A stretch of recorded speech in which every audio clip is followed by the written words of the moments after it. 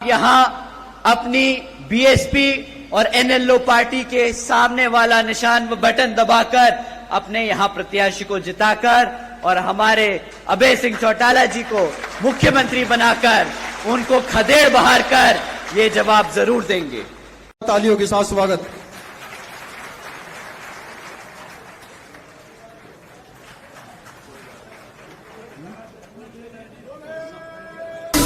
जिंदाबाद जिंदाबाद हमारी मायावती जी जिंदाबाद जिंदाबाद जिंदाबाद भाई अभय सिंह चौटाला जिंदाबाद भाई अभय सिंह चौटाला जिंदाबाद जिंदाबाद जिंदाबाद।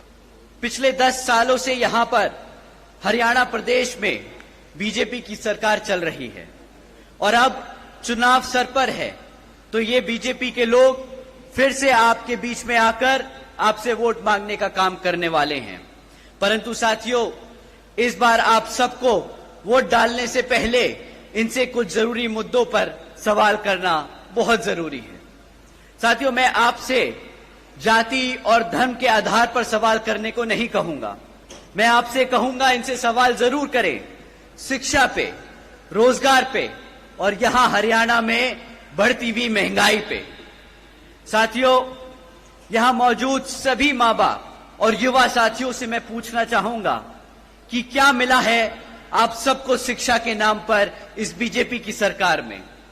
बताइए साथियों, पिछले बीजेपी की सरकार के चलते हुए पिछले 10 सालों से सरकार ने यहां पे 5000 से ज्यादा प्राइमरी स्कूल बंद करने का काम किया। साथियों, एक तरफ पढ़ने वाले बच्चों की संख्या बढ़ रही है और दूसरी तरफ भाजपा की सरकार हमारे प्राइमरी स्कूल्स को बंद करने का काम कर रही है। साथियों, आज प्रदेश में 2200 सरकारी सीनियर सेकेंडरी स्कूल्स में 1000 से ज्यादा स्कूलों में प्रिंसिपल नहीं है। साथियों, जब आपके बच्चों के स्कूल बंद कर दिए जाएंगे और जब उन स्कूल बचे कुचे स्कूलों में और अगर पढ़ाने के लिए शिक्षक नहीं होंगे, तो आप ही बताइए कि क्या यहां हमारे बच्चों के भविष्य से खिलवाड़ हो रहा है कि नहीं हो रहा है? आप ही बताइए, अगर इस तरह सरकार चलती रही तो क्या वो आपके बच्चों के भविष्य से खिलवाड़ कर रहे हैं या नहीं? बताइए, हाथ उठा के बताइए, आपको लगता है खिलवाड़ हो रहा है कि नहीं? साथियों, बीजेपी के शासनकाल के दौरान शिक्षा के नाम पर सिर्फ पेपर लीक की खबरें हमें आए दिन सुनने को मिलती आ रही हैं। साथियों, ऐसा कोई भी सरकारी डिपार्टमेंट नहीं बचा जिसकी भर्ती के परीक्षा के पेपर पिछले 5 से 10 सालों में ना लीक हुए हो। आप ही बता दीजिए, जो हमारे युवा साथी आज यहां मौजूद हैं, आपने कितनी सरकारी नौकरियों के लिए परीक्षा दी और कितनी आपके परीक्षा के जो दिए हुए पेपर हैं वो लीक हो गए और आपको नौकरी नहीं दी गई? बताइए, यहां मेरे जितने भी युवा साथी हैं, हाथ उठाकर बताइए।